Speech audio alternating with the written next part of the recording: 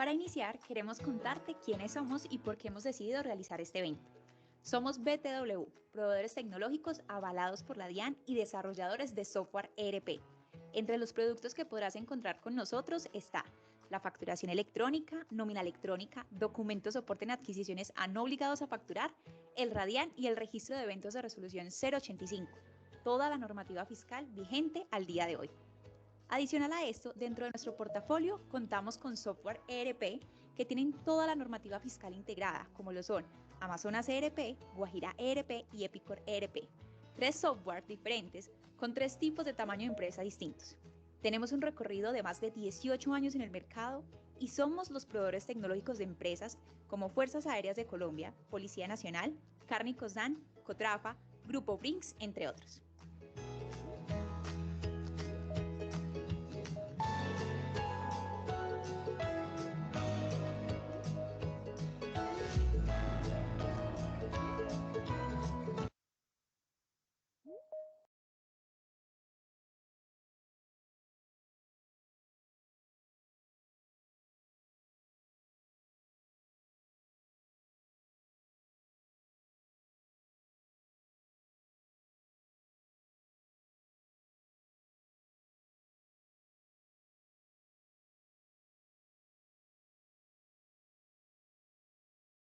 Muy buenos días para todos los asistentes a nuestro webinar Documentos Equivalentes Electrónicos.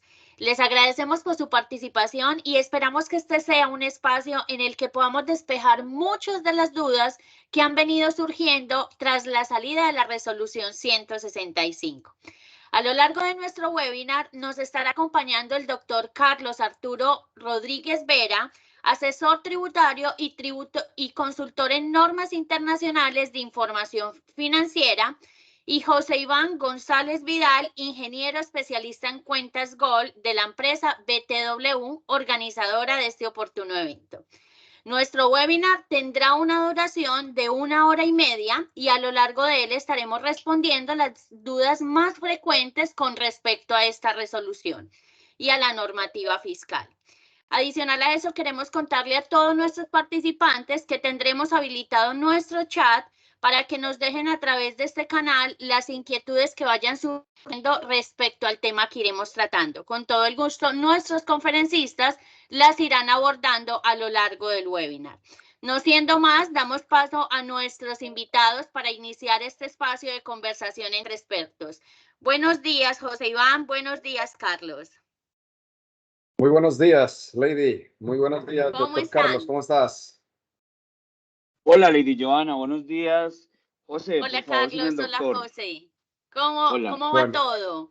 Bueno, bien, qué rico tenerlos por aquí. Vamos a iniciar entonces con este espacio tan anhelado por muchas personas, en un espacio en el que vamos a debatir y hablar un poco acerca de esto que viene siendo tan controversial en el mercado y en la resolución 165, que sale con todo este tema de los documentos equivalentes. La idea es que tengamos un espacio en el que podamos ir debatiendo, ir contándoles un poco acerca de qué pasa con esta resolución, cuáles son los retos que tienen los empresarios al día de hoy y cómo podemos hacer para afrontarlos. Bienvenidos.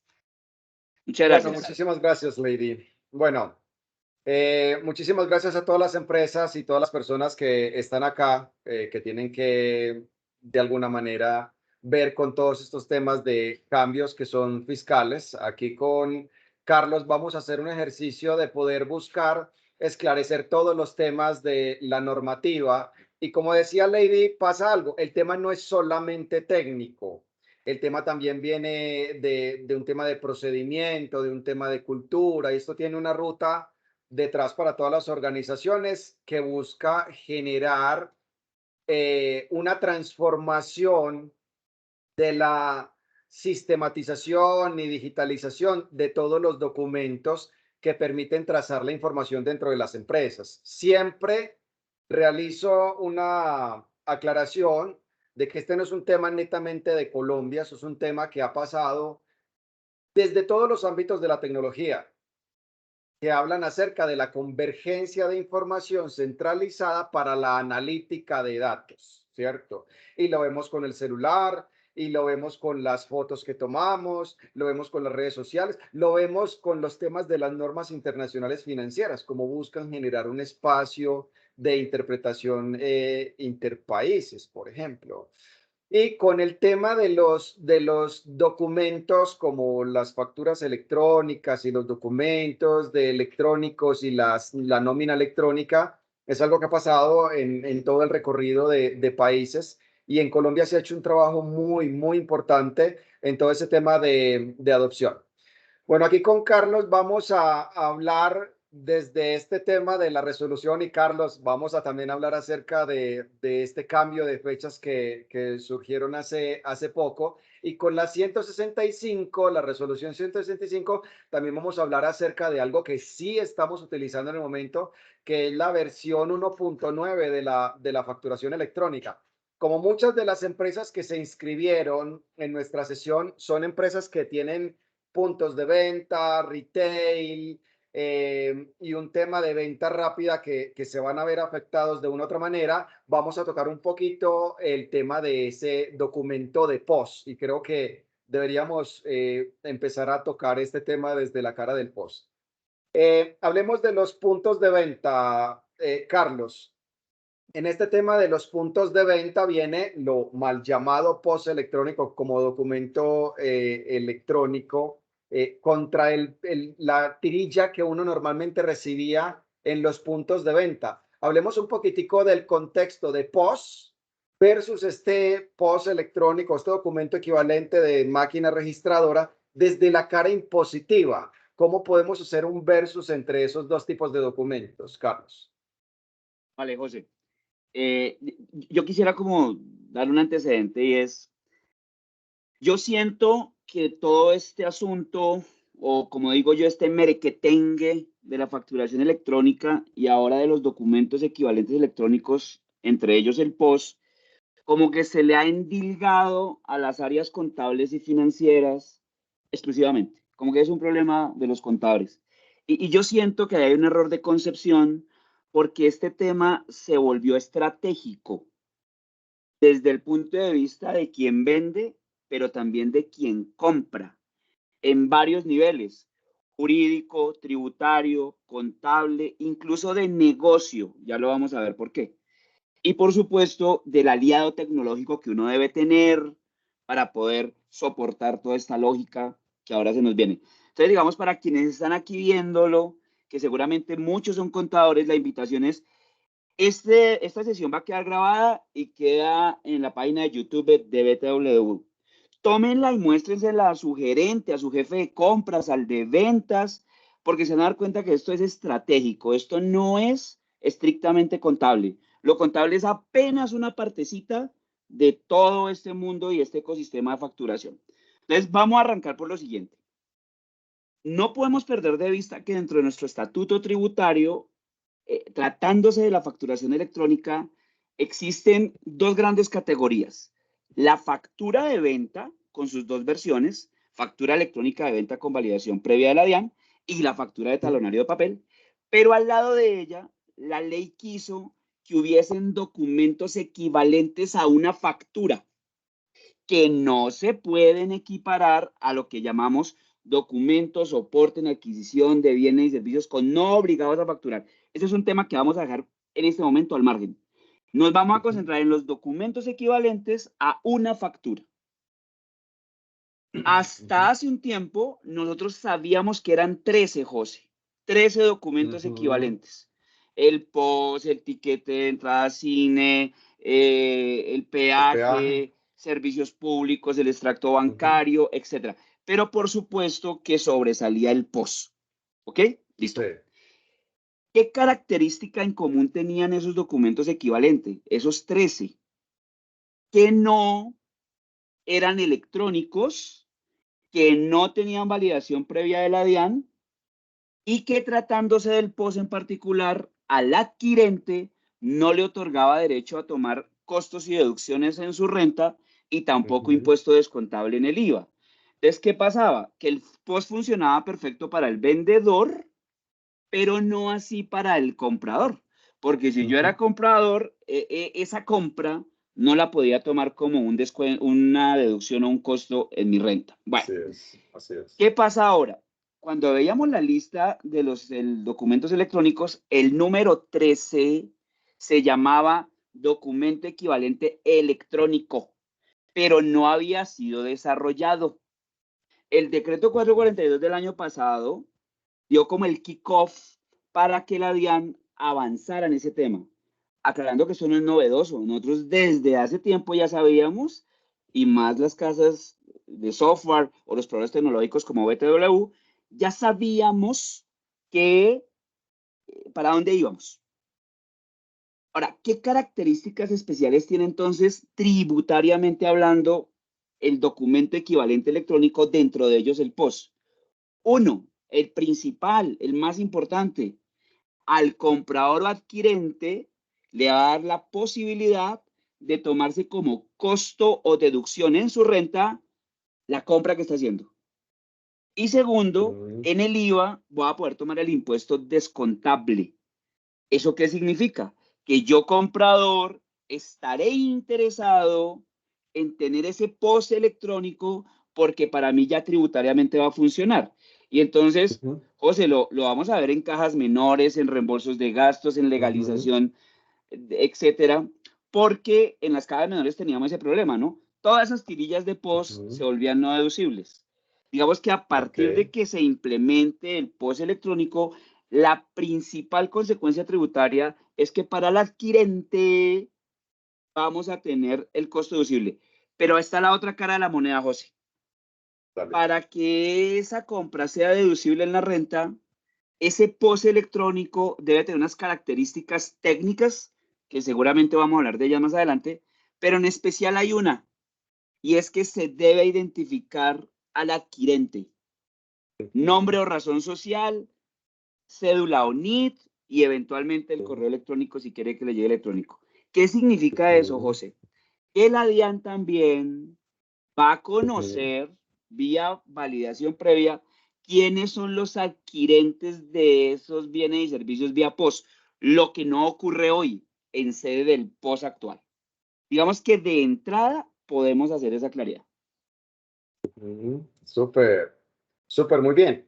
Carlos, yo retomo algo de lo que estabas hablando, porque dentro de todo este proceso de visitas y verificación del cumplimiento del ente fiscal, a veces nosotros recibimos llamadas de clientes que están siendo en un momento visitados y revisados sus procedimientos. Y de pronto ahorita ampliaremos un poco más acerca de ese concepto de este tema y el cumplimiento de la resolución no es solamente software, también se vuelve algo, como tú lo dices, estratégico, porque es que la no adopción o el entorpecimiento de la aplicación de esta normatividad son las que en muchas ocasiones frenan el proceso o nos pueden meter en ciertos líos.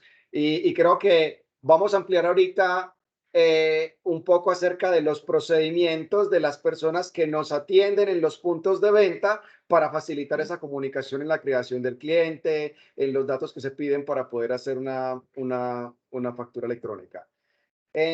Carlos, una pregunta.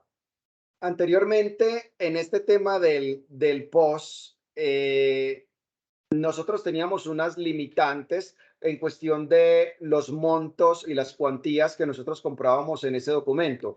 En este nuevo documento que es POS electrónico, nosotros seguimos teniendo esas limitantes. José, me parece perfecto como lo introduces, es decir, el POS actual, que hace parte de esos 13 documentos equivalentes, es un documento. Ahora, el POS electrónico es otro documento diferente. Eso no se puede perder de vista. Y al ser documentos diferentes, se debe interpretar jurídicamente lo siguiente. Hay una resolución del 2022, la 1092, que fue la que estableció la regla que si la compra superaba 5 VTs, entonces el vendedor ni siquiera debería preguntar nada, sino que inmediatamente debería generar la factura electrónica de venta. ¿Hasta ahí vamos bien? Sí. Pero en mi entendimiento jurídico, eso está perfectamente relacionado con el POS actual, con el documento equivalente actual, no electrónico. Cuando implementemos el POS electrónico, en mi opinión, esa limitación no opera, porque esa limitación le apunta jurídicamente al POS anterior, o al actual, si se quiere. Entonces, y es más, la misma resolución 165 lo advierte, no hay límite para emitir POS electrónico. Por lo tanto, esa limitación de 5 VTs, yo entiendo que hoy está en vigor respecto del POS actual. Pero cuando implementemos el POS electrónico, no la tendremos, salvo que la DIAN en su reglamentación diga otra cosa. Pero por ahora no. Súper. Carlos, algo para hacer de pronto un poco más de especificación respecto a ese tema de las 5 VTs y ya la realidad de lo que nosotros experimentamos con algunas empresas en el tema de adopción. Nosotros vimos que cuando salió el día sin IVA, que con el día sin IVA nos decía, pueden realizar facturación sin IVA, pero por favor, factura electrónica. Te cuento un comportamiento de las empresas más grandes que trabajan con nosotros y es, ya vemos hacia dónde va la vuelta. ¿Sabes qué vamos a hacer? De aquí en adelante, todo es facturación electrónica. Y hubo empresas que tomaron la decisión desde ese momento en prácticamente eliminar ese documento en sus organizaciones y todo se factura electrónicamente.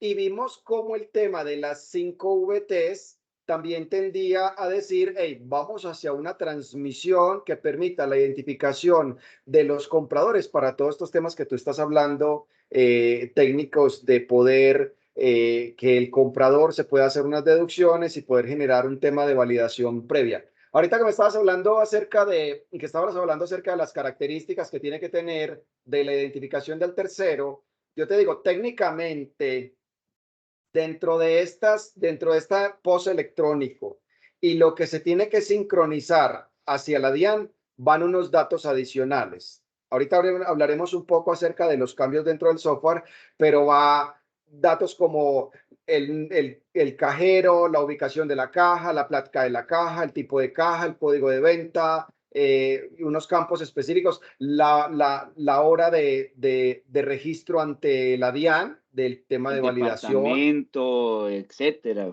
Cantidad Van de unos campos que son adicionales que van dentro de ese proceso ante el ente fiscal.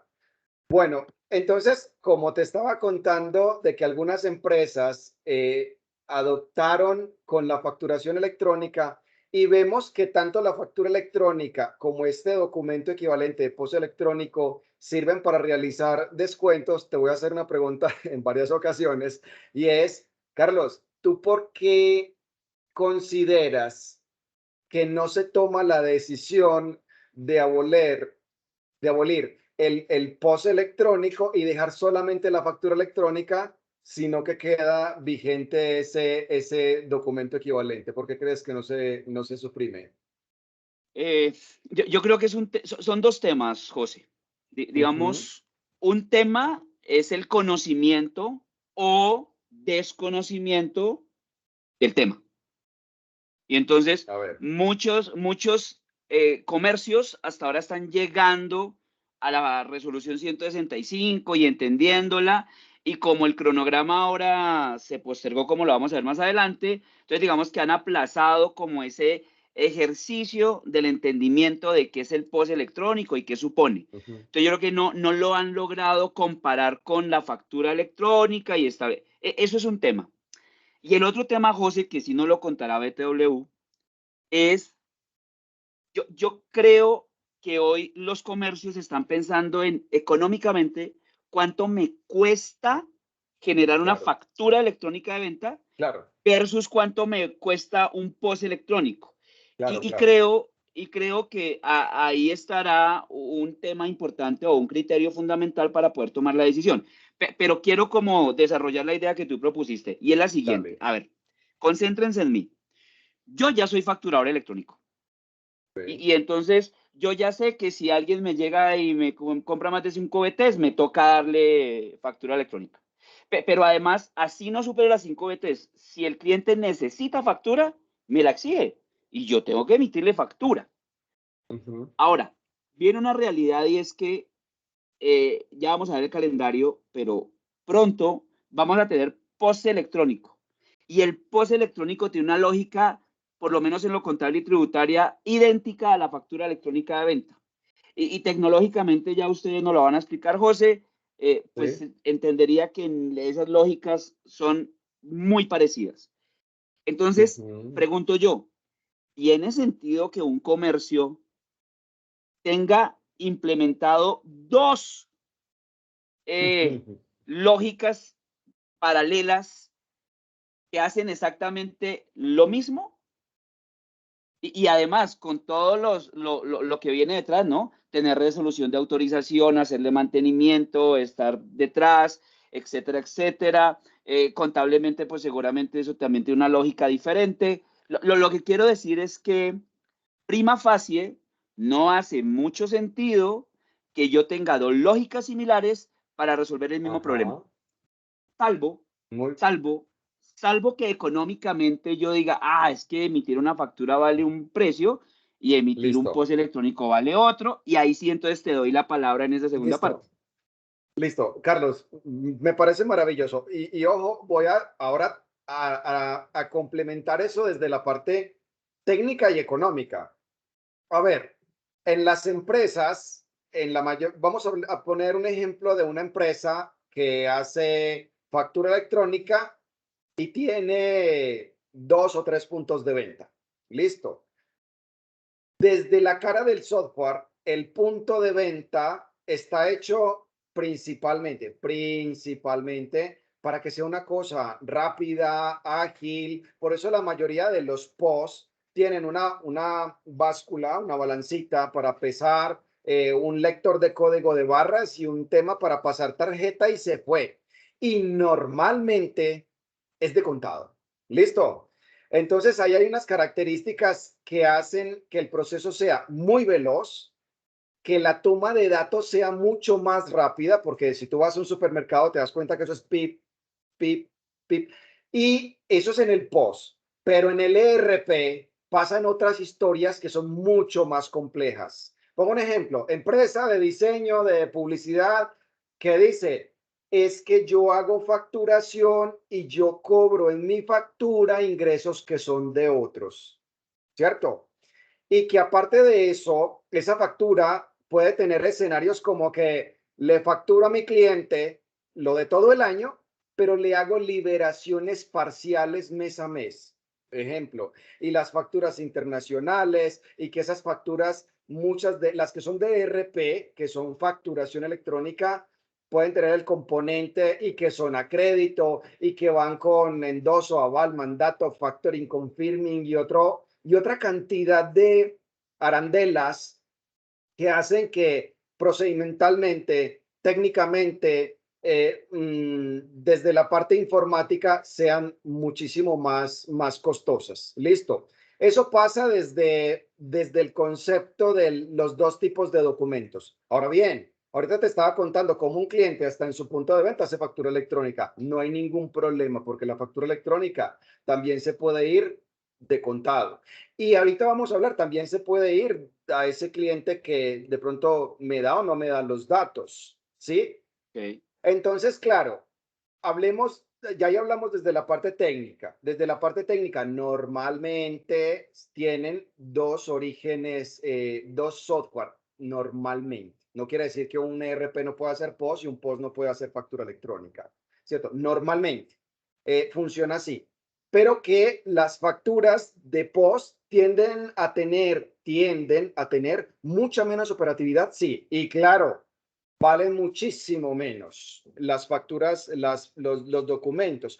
¿Por qué valen muchísimo menos? Uno, por el tema de que estaba explicando, de que no tienen otro montón de características y porque también hay un tema ahí de negocio. Pongo un ejemplo. Un negocio de una esquina vende una galleta que vale 800 pesos y bueno, pues o sea, no es que transmitir ante el ente fiscal va a tener un valor del 20% del producto que estoy vendiendo. Pongo un ejemplo de la tienda de la esquina. ¿cierto? Entonces tiene que haber una relación de costo, eso hace que sea un margen muy pequeño, porque en teoría los volúmenes son muchísimo más altos. Si lo pongo como ejemplo, nosotros tenemos una buena cantidad de parqueaderos de centros comerciales que trabajan con nosotros y decían, venga, yo cobro 2.000 pesos en un parqueadero, ese valor de documento que sale con ese documento equivalente tiene que ser mucho más bajito, ¿listo? Entonces ahí lo vimos como desde el software, desde la parte económica, hay unas diferencias en cuestión de cómo se brinda ese servicio. Sí, muy claro, Carlos. Pero me queda una duda, José. Digamos, vamos a suponer que tengo un cliente que factura masivamente o vende masivamente. Entonces, ¿qué ocurre si ese cliente toma la decisión de no emitir POS electrónico, sino migrar toda su operación a factura electrónica de venta? Digamos, económicamente, ¿cómo le va a ir a él respecto al costo de emitir esas facturas?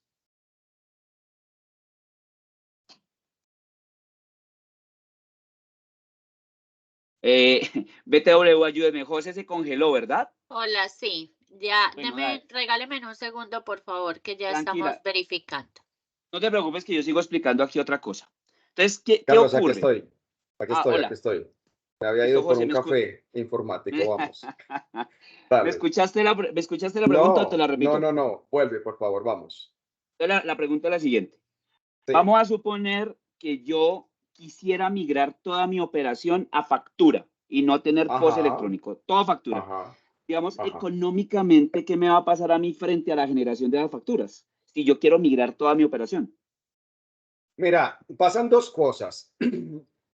Cuando una empresa, por ejemplo, venía haciendo facturación electrónica y tenía un paquete de documentos y hacía unas cuantas facturas de punto de venta, se pueden absorber de manera directa dentro de ese mismo paquete. Simplemente se Ok. incorporan. Listo. ¿Qué es lo que pasa para nosotros de manera desde el costo? Cuando, por ejemplo, la empresa ya tenemos un tema de facturación electrónica y tiene un POS, a veces desarrollado por la misma compañía o de un tercero o algo, se tiene que realizar un tema de una integración y eso tiene un costo. En muchas ocasiones, esos costos de integración y del soporte de ese software no se equiparan al hecho de migrarlo completamente todo a facturación electrónica. Puede ser mucho más fácil. ¿Dónde está el diferencial? Cuando las organizaciones, por ejemplo, hacen cientos de miles o un volumen muy importante de facturas de POS. Si hacen muchas facturas de POS, puede ser más interesante dejar ese tipo de documento por la facilidad, por el tema de que sea un costo muchísimo más importante. Una cosa, Carlos, al final de la sesión, nosotros vamos a enviar un tema de un cuestionario a las empresas para que nos dejen saber cosas tan específicas como que, venga, yo sí hago POS o no hago POS, o ya estoy cumpliendo con esto, o mi fecha es para tal y estoy cumpliendo o no estoy preparado para nosotros poder asesorarlos de manera individual. Listo, y poderlos trabajar. Estemos muy bien. Vale. Sí. José, te propongo algo. Ahí hay unas preguntas ya en el chat, unas dos o tres. Intentemos solucionarlas. Listo, entonces, mira, tengo la siguiente. Dice, ¿quiénes están obligados a entregar ese POS electrónico? Los negocios pequeños que tienen máquina registradora y no tienen resolución de la DIAN, ¿les obliga algo?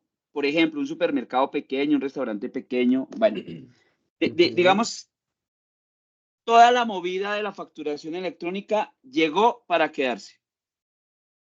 Y mejor dicho, primero se devuelve el río Magdalena. Entonces, ¿qué va a pasar? Nuestra regulación tributaria contempla que todo aquel que venda bienes o preste servicios está obligado a facturar. A facturar o bajo la modalidad de la factura o bajo la modalidad del documento electrónico equivalente ahora en estos casos. Sí. Entonces, ¿qué ocurre? Solo yo no estaría obligado a hacerlo en la medida que no esté obligado a facturar. Y entonces, pues ahí hay unos requisitos por allá en el artículo 437 del estatuto que trae unos umbrales o unos topes para que a pesar de que yo vendo bienes y servicios, si no supero esos umbrales, pues no quedo obligado a facturar. Pero sería como la única excepción. Por todo lo demás, quedo obligado a hacerlo. Ahora, un mensaje para los pequeños, los muy pequeños. Vamos a suponer que yo soy empresa y entonces yo empresa que necesito algo de ferretería, unas chapas, y le pido el favor a alguien, un colaborador de la empresa, que vaya a una ferretería a comprar las chapas. Y lo primero que yo le voy a decir es, si usted no trae factura o no trae documento equivalente, no me sirve. Entonces, fíjense que esos pequeños van a empezar a salir del mercado en la medida que no tengan la capacidad de generar el documento soporte para que el comprador se pueda tomar en su renta costos y gastos. Entonces yo creo que más que un problema legal, se convierte en un problema de mercado, de negocio. El mercado es tosudo, sin duda alguna. Carlos, una Bueno, cosa, permíteme, señor. yo adiciono algo ahí, y es, como decían en la época de la revolución industrial, o sea, ponerle las manos al tema de evolución es ponerle las manos a un huracán, ¿cierto? Y pasa algo respecto al tema de esta maduración del ecosistema del tejido de las organizaciones. Porque es que el empresario hoy en día, cuando aparece tantos emprendedores y muchas personas que entran a competir sobre esto, se convierte en un tema muy sensible, el conocer el costo con precisión, el saber cuánto inventario tengo, el controlar mis máximos y mínimos. Entonces, hoy en día tener software para tener mi punto de venta súper baratos, súper baratos. Nosotros tenemos uno en nuestra página web que vale 3 pesos. Entonces, y que necesita un computador. No, no, no, desde el celular. O sea, entonces ahí hay algo que es muy importante y es quitar el mito de que tengo que hacer una millonaria inversión si soy un emprendedor, si soy pequeño, si soy un odontólogo, si tengo una panadería, papelería, y que es obligatorio hoy en día competir, no importa con quién, con un tema de velocidad, y la tecnología tiene un diferencial. Abordo esta segunda pregunta que dice, venga, entonces el post tradicional desaparece o se manejan los dos. Hablamos de que hay una transformación. El post como software de punto de venta queda siguiendo con su función y todo ese tema. ¿Qué cambia?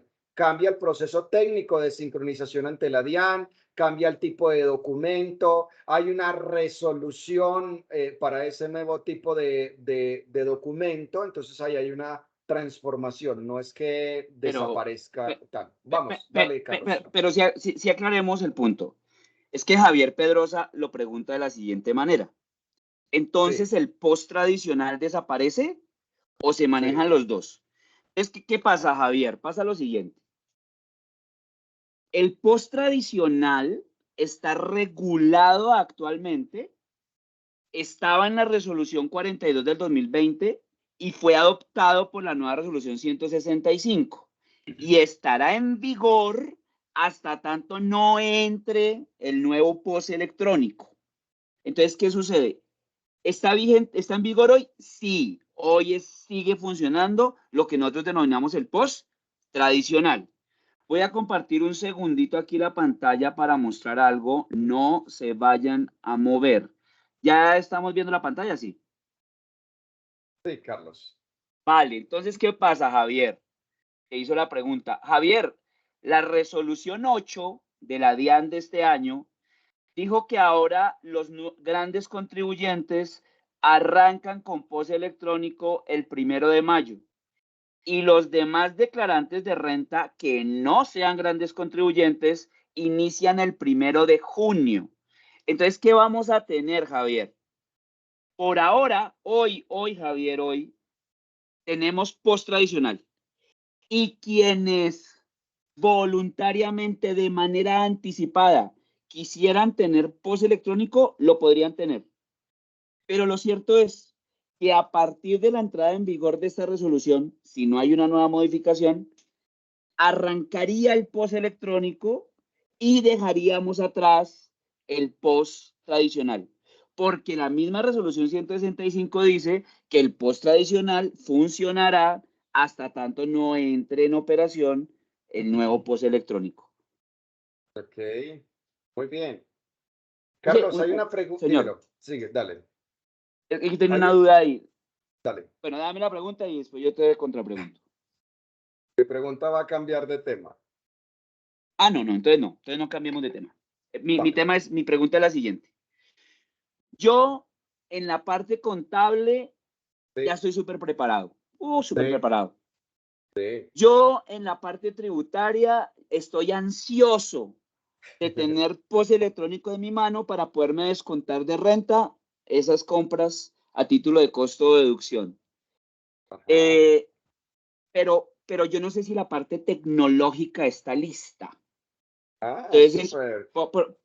porque a mí a ver, cuando yo veía la argumentación que la Andy le planteó a la DIAN para efectos Ajá. de ampliar el cronograma, es decir, extenderlo, yo percibí en esa comunicación que el gran problema era lo tecnológico, que no estábamos Sí. listos. Entonces yo le pregunto a BTW en su condición de proveedor tecnológico, Ajá. ¿cómo va ese tema? O sea, ¿qué tan listos estamos? Porque es que los grandes Muy bien. contribuyentes es ya. Claro. Bueno, ojo con esto, que vamos a adicionar y aquí vamos a meter un componente que es lo del ajuste de la factura electrónica bajo la resolución, bajo la versión 1.9, ¿cierto? Ok, ok, ¿Por qué? Porque dentro del tema del cronograma las dos cosas se iban a implementar en la misma fecha. Se ajusta la versión 1.9 y salimos con la 165 para ese documento equivalente. Bueno, entonces aclaremos. Nosotros como BTW tenemos sistema, todo el anexo técnico lo tenemos ejecutado en esta plataforma. Estamos listos para realizar el proceso de transmisión. Hemos hecho todas las integraciones que corresponden con nuestros clientes para poder garantizar el tema de la transmisión. Tenemos un sistema propio, que es un sistema, nosotros siempre tenemos un sistema de prevalidación o de verificación contra el que lanzamos todos nuestros documentos, los recibimos y hasta ahí llegamos, porque todavía no tenemos un ambiente de pruebas de la DIAN. Entonces, el ok, ecosistema ok, funciona del cliente hasta que nosotros podemos validar cada uno de esos requerimientos que nos están lanzando, de que viene el tipo de caja, de que viene el código del vendedor, de que tiene, no sé, de que todo ese anexo venga, nosotros realizamos hasta nuestro prevalidador. Pero ok. en este momento no podemos lanzarlo ante el ente fiscal. Uno. Dos, pero sí tenemos grandes contribuyentes que debieron de haber arrancado desde el día 3 cumpliendo con todos estos requerimientos de la 1.9 y que los impuestos de los azúcares y que los impuestos de los ultraprocesados y que los impuestos del tema del empaque y todas estas características de la versión 1.9 ya sí se están transmitiendo, eso sí está funcionando de manera correcta, entonces son dos puntos ahí que cobijan el tema de la resolución que tenemos. Para resumir, en el tema tecnológico, para el tema de post electrónico y todos estos otros documentos, no tenemos todavía un ambiente de pruebas para sincronización, ¿ok? Ok, pero digamos desde lo conceptual y lo técnico, digamos, BTW como proveedor Estamos tecnológico, listo. chuleados. Ok, Estamos chuleados. Carlos, ven, entre las preguntas hay algo, señor, señor, hay dentro de los temas de las preguntas, que ahorita estaba mirando una pregunta de Juan C. Pascuas, que Pep, está diciendo, venga, en teoría todos los negocios grandes o pequeños, si tienen caja registrador, deben emitir POS electrónico, pero voy a tomar una partecita. Ya vamos a responder el tema de que quiénes tienen qué y quiénes no. Pero me gustó ok, esta parte que dice a nombre del comprador o del adquiriente, ¿cierto? No importa o el tamaño fiscal del vendedor o prestador del servicio. Bueno, esta pregunta tiene varios elementos, pero voy a tomar esa partecita, porque ahorita que estabas diciendo, uno de los actores más interesados en solicitar ese documento equivalente o la factura electrónica es el comprador, porque dijiste que ya tiene una función de un tema de descuento en renta y temas impositivos, ¿cierto? de El que deducción. factura de deducción, el que factura tiene la obligación de generar ese documento. Pero viene algo y que quiero que abordemos en este instante y es el nombre del comprador. ¿Qué pasa con estas personas que no quieren dar sus datos para que se les genere este documento de post electrónico? Bueno, entonces recordemos algo. No hablemos de POS electrónico todavía. Recordemos Perfecto. qué pasaba con la factura electrónica de venta. Entonces, yo comprador llego a un punto de venta, el que ustedes quieran, y entonces anuncio que necesito factura electrónica de venta. Quien me esté atendiendo el comercio, entonces máximo me puede pedir 3 datos, máximo. Entonces, primer dato, NIT o nombre. Segundo dato, perdón, razón social o nombre. Segundo dato, NID o cédula. Y si yo, comprador, deseo que me llegue a un buzón electrónico esa factura electrónica, doy mi correo electrónico donde quiero que me lo remitan. ¿Ok? José, ¿qué pasó con esa historia de que la DIAN cerró algunos comercios, unos muy importantes, aquí en la ciudad de Bogotá? Es que ocurría lo siguiente: cuando el comprador llegaba a la caja registradora, el cajero o la cajera le decían, claro, por supuesto, por favor, lea ese código QR, acceda a un formulario. El problema es que el formulario traía 20 datos, incluida la fecha de cumpleaños. Y entonces el tema es que los 3 datos que se deben pedir son máximo esos. Ahora, resulta que iba doña Olga Vera, mi mamá, y a mi mamá no se le puede preguntar el número de la cédula ni de casualidad. Entonces, pues ella jamás lo va a entregar. Entonces, el vendedor, como iba a emitir factura en ese momento, pues utilizaba una denominación que se llama consumidor final con una cantidad de 2 como código de identificación. Eso que acabamos de explicar, José, se extrapola al documento equivalente electrónico, en este caso el POS. Entonces, vamos a aclararlo. Sí. Para que para el comprador sea deducible en renta y descontable en IVA la compra, necesita que el POS electrónico tenga su razón social o nombre, su NIT o su cédula, y eventualmente, si usted quiere, que lo remita en el correo. Pero no habrá lugar a pedir más datos que esos. Esos son los obligatorios. Pero vamos a suponer que doña Olga va a comprar y están emitiendo POS, y ella tampoco va a entregar su identificación ni su nombre. Ella no, pues ahí en el punto de venta tendrán entonces que utilizar también la expresión consumidor final, así como lo hacían con la factura electrónica de venta, lo harán con el POS electrónico, tal cual. Con la consecuencia que para doña Olga, como ese POS electrónico no viene identificado claramente, ella no lo va a poder deducir de su renta. Muy bien. Listo, entonces aquí queda evacuada la pregunta de si el tercero no es identificable. Carlos, haciendo un paréntesis respecto a lo que estabas hablando de las grandes superficies, como todos en algún momento vamos a un restaurante y pasa cosas de estas, para mí es muy gratificante cuando voy a ciertos lugares y llega la mesera, ¿desea factura electrónica? Es que imagínense que desde la... y me cuentan la historia de la factura electrónica, pero... También me ha pasado que en algunas ocasiones yo he llegado a ciertos lugares y como estoy haciendo visitas o temas de correría, los contadores a mí me exigen que llegue con una factura electrónica.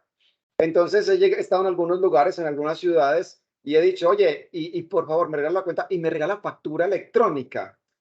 Ah, déjeme aquí su correo que la contadora luego le va a enviar la factura electrónica, ¿cierto? Hablemos sobre ese correcto proceder de la factura. No, me acaba de dar dolor bajito de inguinal. José, ¿qué ocurre? Sí. Por normatividad es obligatorio, perentorio, que la factura se emita o el documento equivalente en el momento de la transacción. Okay. Entonces, no al lugar, eso no está permitido, que entonces me emitan, me pidan un correo electrónico y después yo llene un formulario de 200 campos para que en 8 días me emitan la factura. Digamos que eso era el siglo, ¿qué será? 19.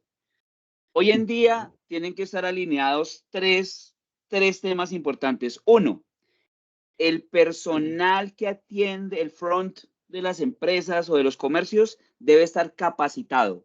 En una estación de servicio donde venden combustible, el islero debe saber cómo atender a la persona para emitir factura o documento equivalente. En cualquier comercio, el cajero o la cajera. Segundo, el proveedor tecnológico. Yo voy a tener un software que soporte mi operación, grande, mediana, pequeña, con 1 o 100 puntos de venta. Y tercero, conexión a la internet, aunque entiendo que hay soluciones que no necesariamente debe estar ahí conectado en el mismo momento. Lo que quiero decir es que la norma no trae esa característica de decir que la factura me la metieron en una semana, cuando el contador por fin reúna las 100 facturas de la semana. No, así no está prevista la norma. Ok. Carlos, ahorita dijiste dentro de ese tema y es, venga, este documento es con validación previa. O sea, este documento realmente existe cuando la DIAN le pone su chulo y dice, sí, cumple todos los requerimientos, tenga su certificado, su XML de vuelta diciéndole, lo tengo registrado. En ese momento existe. Pero quiero traer algo técnico de lo que hablaste y es, venga, es importante que haya una correcta experiencia cuando los clientes van a comprar. El proceso tiene que ser rápido, ¿cierto? Y te expreso algo desde la infraestructura nuestra de BTW. Nuestro tiempo de timbrado está en milisegundos. Y eso es muy importante porque en algunas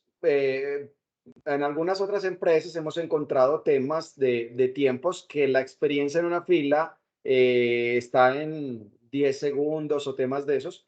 Y una entrada a un parqueadero, un proceso en un peaje, una cola en un supermercado, debe validar muy bien de que la experiencia de la generación de la factura no entorpezca el negocio, ¿cierto? Si tengo un negocio ahí para trabajar. José, déjame que vi aquí una pregunta que me llamó la atención. Sí. Jonathan dice, ¿no se tenía un plazo de 48 horas para el envío de la factura electrónica? Jonathan, ese plazo de 48 horas, no lo vaya a perder de vista, es cuando hay contingencia. Entonces, cuando hay contingencia en la plataforma de la DIAN, yo igual emito mi factura, se queda sin validación previa, pero después de que levanten la contingencia, cuento con un plazo de 48 horas para transmitir y validar, pero no es un plazo genérico, Jonathan. Okay. Es solamente cuando hay contingencia, ¿vale? Listo. José, una pregunta. Digamos, yo como contador le tengo pavor a los cambios normativos que impliquen software. Porque si a mí en la declaración de renta, que yo la tengo totalmente parametrizada, sé de dónde extraer la información, me cambian un renglón, eso a mí me da pánico, siempre y cuando eso tenga un efecto tecnológico. Entonces, la pregunta es, ¿cómo le ha ido a BTW con esta nueva implementación de la nueva versión, de la nueva resolución? Eso, digamos, en la vida real, ¿qué ha significado para el cliente, usuario de la plataforma, de esa lógica tecnológica? Bueno, nosotros hemos experimentado de todo. ¿Qué es la parte que nos enreda en la correcta interfaz, las correctas pruebas, la correcta validación, el correcto entrenamiento del proceso hacia las organizaciones? Que nos apliquen la colombiana de dejarlo para última hora. Oye, es que cambiaron los plazos y como a mí me toca en junio, entonces saquémosela al pie del acelerador y hablémonos en mayo 15. Tú y 8,000 compañías más, ¿cierto? Entonces es muy importante que utilicemos el tiempo correcto para ejecutar todas las tareas y que la organización haga todo de manera sana. Con las empresas técnicamente nosotros tenemos una experiencia muy interesante porque en las organizaciones, en los temas de los software, son muy pocos a los que les tenemos que de pronto adicionar campos que no tengan o tener que hacer alguna modificación. La gran mayoría de las empresas tienen en su software todos los datos del adquiriente, los datos de la caja, igual y en el informe fiscal de ventas diarias tenían métodos de pago, tenían toda una característica de datos que nosotros realizamos el proceso de sincronización. Así que la interfaz con los software se compone de tomar los datos de lo que pasa en la operación del día a día, porque es que la operación del cliente no debería mutar considerablemente, sino que técnicamente lo que pasa es que todos esos datos de esa factura se conectan con nuestros servicios, transmitimos ante la DIAN y generamos la factura con todo como corresponde, validada previamente en un tema de tiempo real. Carlos, Okay. para, Señor. para cerrar las dos preguntas, una que es la de Juan C. Pascuas y la de Marta Moreno, que nos pregunta, venga, tengo un almacén de bicicletas y entonces tengo facturación de POS y facturación electrónica, tengo que unificar las dos y tengo que seguir respetando los topes de las 5 VTs. Ahí hablamos y quiero que recapitulemos y es, venga, tenemos que generar para todo lo que es facturación de POS, este documento equivalente de factura de POS electrónico. Pero hablemos de las fechas. Recordemos un poquitico acerca de las fechas de a partir de cuándo, las nuevas fechas, a partir de cuándo tengo que realizar esa transmisión para generarlo. Y una cosa, Marta, no, si tú deseas, todo lo mandas por factura electrónica y cumplimos, ¿cierto? O sea, De puedes acuerdo, quitar el tema del POS. Lo que correcto. no debería pasar es que quites la factura electrónica y todo lo mandes al POS. Eso no debería pasar. Puedes dejar las dos, pero entonces hablemos de las fechas. ¿A partir de cuándo debería pasar esto, Carlos? Vale. De acuerdo con el nuevo calendario, resolución 8 de la DIAN de este año, los grandes contribuyentes inician el 1 de mayo de 2024 por la mañana y los demás declarantes de renta que no sean grandes contribuyentes el 1 de junio. Aquí alguien preguntaba, venga, ¿quiénes son los no declarantes de impuesto de renta? Pues digamos que en el Estatuto Tributario está previsto en los artículos 22 y 23 que, por ejemplo, las entidades públicas, a pesar de no ser contribuyentes de renta, perdón, algunos a pesar de ser contribuyentes de renta no son declarantes. Y aquí había otra pregunta sobre quiénes están aquí, sujetos que no tengan ninguna de las calidades mencionadas. Algunos consorcios o uniones temporales facturan, porque así se hizo el acuerdo. Los consorcios y uniones temporales no son contribuyentes de renta y de contera no son declarantes de renta. ¿Qué significa eso? Que estén en esa última categoría. Entonces, puede ocurrir que yo esté en alguno de estos dos grupos de la parte inferior, arrancaría realmente el 1 de julio. Esto exclusivamente para POS electrónico, porque recuerden que hay otros documentos equivalentes que también serán electrónicos. Entonces, aquí también la DIAN estableció el calendario para esos otros, ¿no? Servicios públicos domiciliarios, tiquete de transporte de pasajeros, los extractos. Entonces, cada uno va a tener, digamos, unas fechas de entrada en vigor. Ok, excelente, Carlos. Carlos, ven, ahorita que estabas hablando de que el comprador es el más interesado y que yo voy a poder hacer un tema de deducciones, de descuentos. Por los temas impositivos, en un peaje, que es un documento equivalente, también me lo puedo descontar, pero yo no me imagino dando mis datos en un peaje, ¿cómo va a funcionar en ese tema la identificación del tercero? Vale. José, vamos a hacer una precisión. Vamos. Tributariamente es muy importante distinguir entre deducir y descontar. Ok, Te voy a vamos. poner un ejemplo.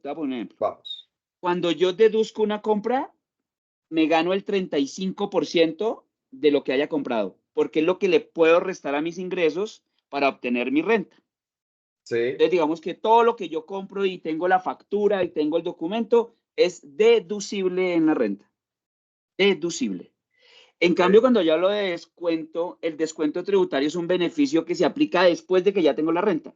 Por ejemplo, yo compro activos fijos reales productivos, el IVA que pague, yo podría tomar la decisión de no llevarlo como mayor valor de mi activo, sino como de un descuento tributario. Entonces, sí es importante aquí aclarar que todo este tema que estamos hablando tiene que ver es con las deducciones en la renta. Listo, súper. Vale, pero Entonces quiero hablemos ahí... del peaje. Vale, listo. Entonces me voy para allá. Hoy en día, como está el documento equivalente que se llama tiquete de peaje, que no es electrónico, hoy es deducible de la renta. ¿Qué tengo que hacer? Llegar con la tirita esa que me entregan del peaje, ¿no? Bueno, ¿qué va a pasar cuando se implemente el documento electrónico que se va a llamar tiquete de peaje electrónico? Pues que ya se lo van a remitir directamente a la DIAN, va a ser electrónico y ya no tendré, puede que sí, puede que no, que eso lo definirá cada concesionario, ya no necesariamente tendré esa tirita física porque la tengo electrónica, pero igual será siendo deducible de la renta, ¿vale? Ok. Quiero hacer una claridad ahí, que acá vi una pregunta aquí, dijéramos, interesante, muy simpática. Rafael Ruiz. Rafael tiene una preocupación en la siguiente, José. Dale. Hasta el año 2022, cuando yo el fin de semana iba a almorzar con la familia, o le compraba mensualmente el alimento a las mascotas, o le pagaba el colegio a mi hija, yo ni preguntaba por la factura, porque yo sabía que esos gastos no eran deducibles en mi renta. Yo, persona natural, asalariado, etc. Resulta que con la reforma tributaria se dijo, no, un momento, todas las adquisiciones o compras que usted haga de bienes y servicios, sin importar si tienen relación de causalidad o no con su operación, se les voy a permitir deducir en su renta hasta el 1% de ellas, sin superar un límite de VTs que son como 11 millones de pesos, sin superar ese tope, y se las valgo con la siguiente condición, que esté soportada con factura electrónica de venta, que esté a su nombre y que usted la haya pagado por sistema bancario, incluso válido NEC y Daviplata. Entonces, ¿qué pasa con esto, José? Que yo a partir del 1 de enero de 2023, yo, Carlos Rodríguez, eso he coleccionado facturas. No, yo me tomo un café, factura electrónica. Pago el colegio de María Camila, factura electrónica. Le compro el alimento a mis mascotas, factura. Almuerzo los domingos con la familia, factura electrónica. Porque yo colecciono esas facturas y yo sé que me va a ganar el 1% en mi declaración de renta del 2023, que presentaré este año 2024. Entonces, la pregunta de Rafael es, venga, y este ahora documento electrónico, post electrónico, ¿me da el mismo derecho? Si somos ortodoxos en la aplicación de la norma, Rafael, no, porque la reforma tributaria dijo factura electrónica de venta. Ojalá y una nueva ley dijera que también se incluye el post electrónico, porque eso masificaría aún más la posibilidad de tener ese acceso a esa deducción. Pero la respuesta es, si somos exegéticos en la aplicación de la norma, Rafael, no señor, habría que pedir factura necesariamente. Oh, qué bien. Carlos, te quiero lanzar esta pregunta que me parece muy importante porque ya que estás hablando en el tema de masificación, uno todavía se encuentra empresas que todas las empresas deberían estar preparadas para poder generar factura electrónica. Si yo compro lo que compre, podría decirle, y dame mi factura electrónica, ¿cierto? Pero te encuentras aún en el mercado con empresas que dicen, no, yo no hago eso, ¿cierto? Y por aquí Jair Urbano nos pregunta, venga, y si no me dan factura electrónica, ¿me puedo negar a pagar? ¿Qué pasa con ese tema de la no adopción de las organizaciones, de las empresas, al tema de la facturación electrónica? Y si realmente necesito el servicio y si realmente necesito esa factura, ¿qué pasa? José, yo creo que son dos temas, digamos, diferentes y legales, comerciales. ¿En qué sentido? Digamos que la factura electrónica, pues es un medio probatorio en los temas comerciales, es un medio probatorio en el tema tributario, incluso el contable, etcétera. Pero digamos que en gracia de discusión, vamos a suponer que no me emitieron la factura, pero efectivamente sí se prestó el servicio, se entregó el bien. Yo creo que es un problema probatorio ir a demostrar que sí surgió la obligación para alguien y correlativamente el derecho para otra persona. Y será un tema que en las instancias jurisdiccionales se resolverá.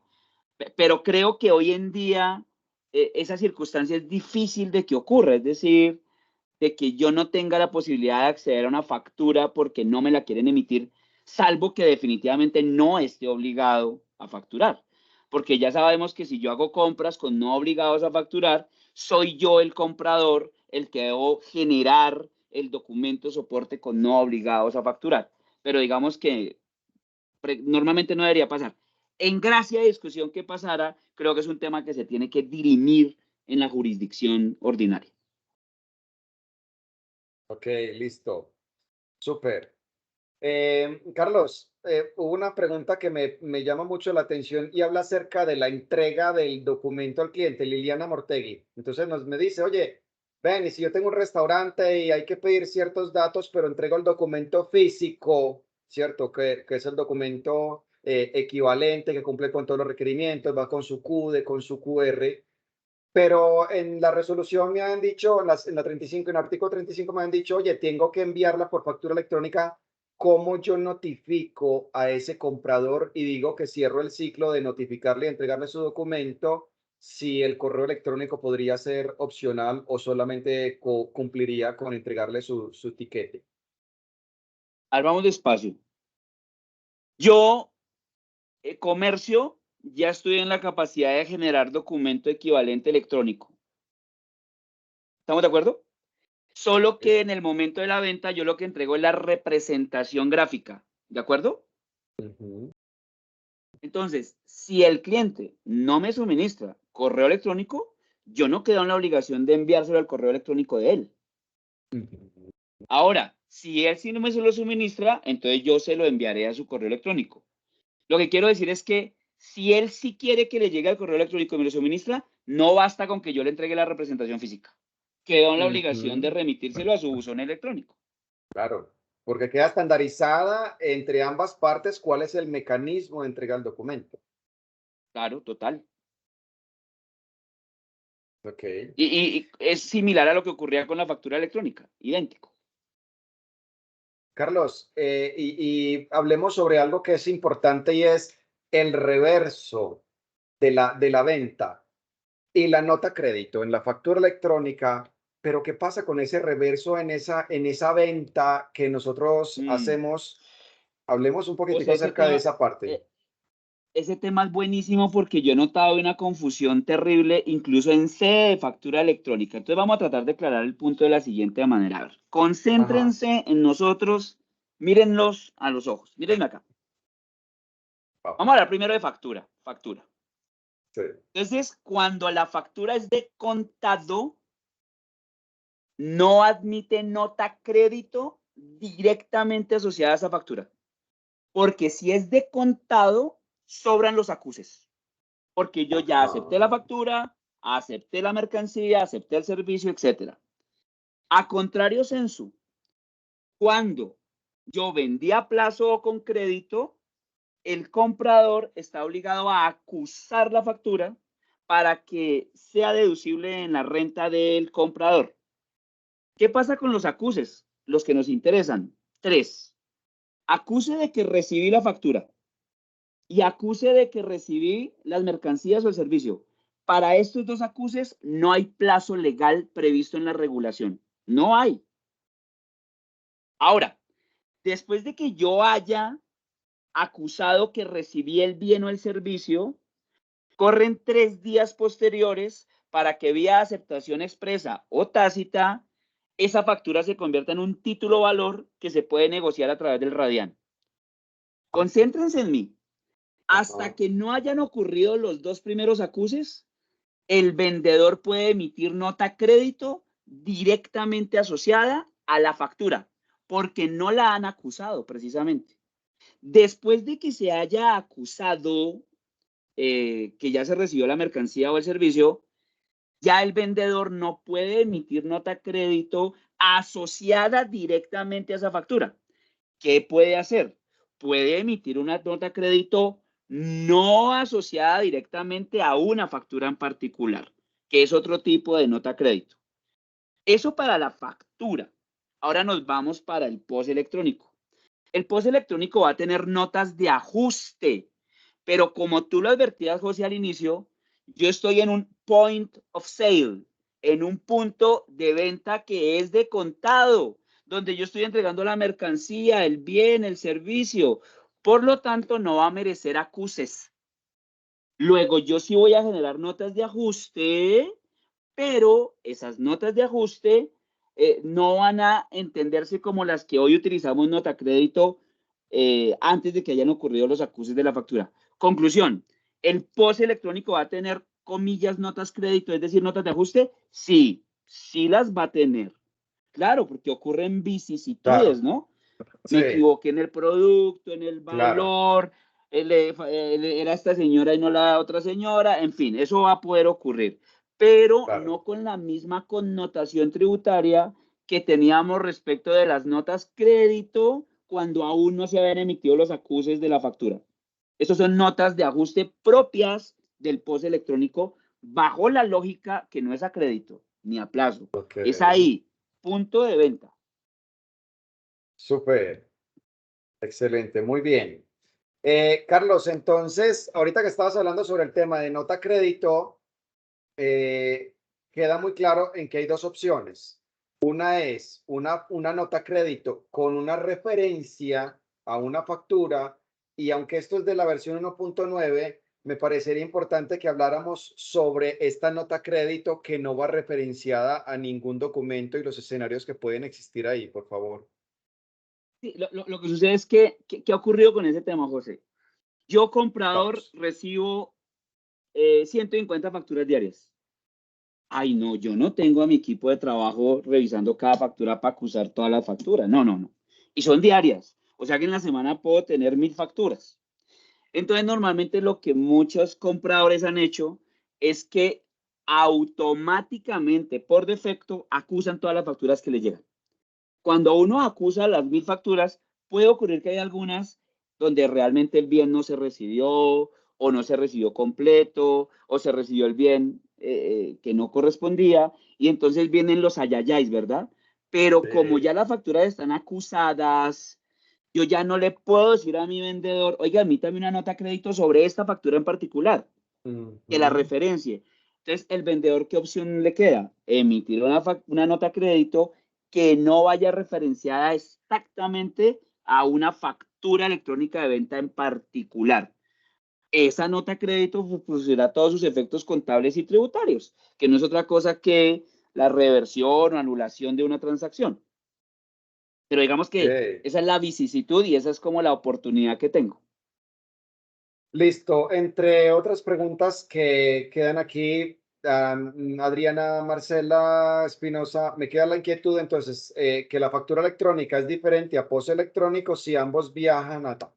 estamos hablando de unas grandes diferencias y una es que normalmente las facturas de POS electrónico están orientadas para ser de contado, tienen unas características técnicas que tienen unas variaciones con unos campos específicos que la factura electrónica no tiene, que ambos Ujú. viajan a la DIAN, sí, que ambos Sí, tienen resoluciones diferentes, sí, también, que ambos tienen una forma de reversión, aquí es una nota crédito, aquí es una nota de ajuste, ¿cierto? correcto. Sí, que pueden ser generados desde sistemas diferentes dentro de la misma organización, sí, que comercialmente pueden llegar inclusive a tener precios diferentes para cumplir con el requerimiento, sí, pueden, no tiene que ser así. Por eso agradecemos muchísimo que nos dejen saber el tema de las obligaciones y los temas de cada uno de ellos. Como se nos va acabando el tiempo, Carlos, quisiera abordar una cosita que es muy desde el procedimiento que habla Caruso y es, venga, la DIAN nos dice, pida dos datos, pero luego en los medios magnéticos dice, mándeme todos estos datos. ¿Tú cómo ves ese tema? En los temas de exógena, dice, mándeme todos estos datos. ¿Tú cómo ves eso desde la parte procedimental en los contadores? Yo tengo una opinión y es que la DIAN, la autoridad tributaria, está Sí. haciendo su mejor esfuerzo para prestarle un mejor servicio al contribuyente sin perder de vista la camiseta que tiene la DIAN. La DIAN es la entidad que recauda tributos. O sea, eso no lo podemos perder de vista. Entonces, ¿qué siento yo? Que va a haber un momento en la historia en que la administración tributaria se va a sentir tranquila de que hay gran cantidad de información que hoy recopila a través de la información exógena que no la va a necesitar porque ya la tiene, vía factura electrónica de venta, vía documento equivalente electrónico, vía documento soporte que no obligados a facturar, vía nómina electrónica, ¿verdad? Entonces, digamos que yo siento que poco a poco se va a ir desmontando alguna de la información que aparece en la exógena, porque la DIAN de entrada ya la tiene. De hecho, nosotros recibimos periódicamente declaraciones sugeridas de IVA, Sí. ahora de renta. Entonces, digamos que esto va a ser un proceso y yo creo que hay que administrarlo, ¿verdad? Ahora, Sí. esperamos, por supuesto, que sea un proceso expedito y no tengamos una transición tan amplia. Pero yo me pongo los zapatos de los contadores. Sí, es realmente invasivo tener que preparar tanta información exógena que gran parte la tiene la autoridad tributaria. Pero creo que pues vamos en el buen camino. Listo. Carlos, quiero reforzar algo que ahorita que estábamos hablando acerca de las notas de ajuste y que hablamos desde el principio, y es este cumplimiento de este requerimiento para la DIAN hace parte de un proceso de la mejora dentro de todo el ámbito de las organizaciones. Pero incorporar, por ejemplo, el POS electrónico no debería entorpecer la organización. Y ahorita que estamos hablando las notas de ajuste, estas cosas que duplican la operación dentro de la organización deberían ser controladas desde el principio. Y nosotros lo vemos cuando vamos a cierto tipo de restaurantes y tú dices, me regalas la cuenta, por favor. Y la pregunta antes de irse a generar el documento es, ¿requiere usted factura electrónica? Y esto es un tema procedimental que nos puede quitar la ejecución de un nuevo documento dentro del proceso y otra cantidad de cosas, sabiendo que las notas de ajuste tienen unos códigos específicos para poderse ejecutar. ¿Ok? Vale. Listo, José, muy bien, Carlos. yo ahí tengo una reflexión y es mi negocio. Yo vendo camisetas, vendo almuerzos, presto servicios, soy ferretero, tengo servicios hoteleros, lo que sea. Mi negocio no es hacer facturas ni hacer documentos equivalentes. Y mi negocio no puede detenerse, no puede entorpecerse, porque hay que hacer una factura y nadie puede hacerla. O sea, no, eso no puede pasar. Mi negocio no es ese. Mi negocio es vender camisetas y en eso me tengo que concentrar y en eso tengo que ser el mejor. Pues yo la invitación que le hago a todas las personas es, ya hay expertos que solucionan ese problema, que todos los días andan resolviendo esos problemas para mí. O sea, yo no tengo por qué sufrir con la facturación electrónica, llámese factura o llámese POS, como se llame. Para eso hay expertos de TW que yo los busco y me apoyan. O sea, para mí no debe ser un dolor de cabeza. Total. Como no debería ser un dolor de cabeza la contabilidad, porque yo no me dedico a hacer contabilidad, ese tema lo debería tener resuelto. Entonces, la invitación es, claro, debo entender qué consecuencias tributarias hay, cuál es la connotación legal, pero pues para esto ya hay gente que ha recorrido un tema y que todos los días está lidiando con estos asuntos. Entonces, la invitación es resuélvalo de la manera más sencilla. Apóyense. Listo, súper. Muchísimas gracias, Carlos. Yo pienso que hemos abordado de una manera general, pero buscando asentar todo este documento de más de 2000 hojas que son muy técnicos a un tema del comportamiento. Voy a darle entrada a Lady para que nos orientemos hacia la revisión. Lo más importante para nosotros es que todas las personas que estén aquí dentro de la sala nos permitan conocer esa casuística y que nos permitan interactuar para responder todas las preguntas que cada uno desde sus negocios y operaciones pueda tener. Los abordamos de manera individual. Vamos, Lady. Así es. Muchas gracias, Carlos. Muchas gracias, José, por este espacio que nos han permitido. Agradecemos a todos los asistentes por asistir a nuestro webinar y quedamos a su disposición para todas las dudas adicionales que puedan surgir con el fin de revisarla con nuestros especialistas, como lo decía José Iván, casos específicos que tienen cada uno de ustedes según su tipo de negocio.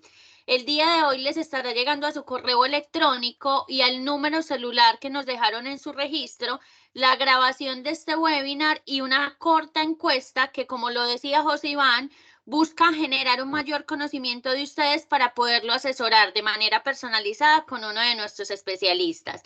Quedamos a su disposición para lo que necesiten y los invitamos a seguirnos en nuestras redes sociales para que puedan estar enterados de los próximos eventos que tendremos y las novedades DIAN que tenemos en el día a día.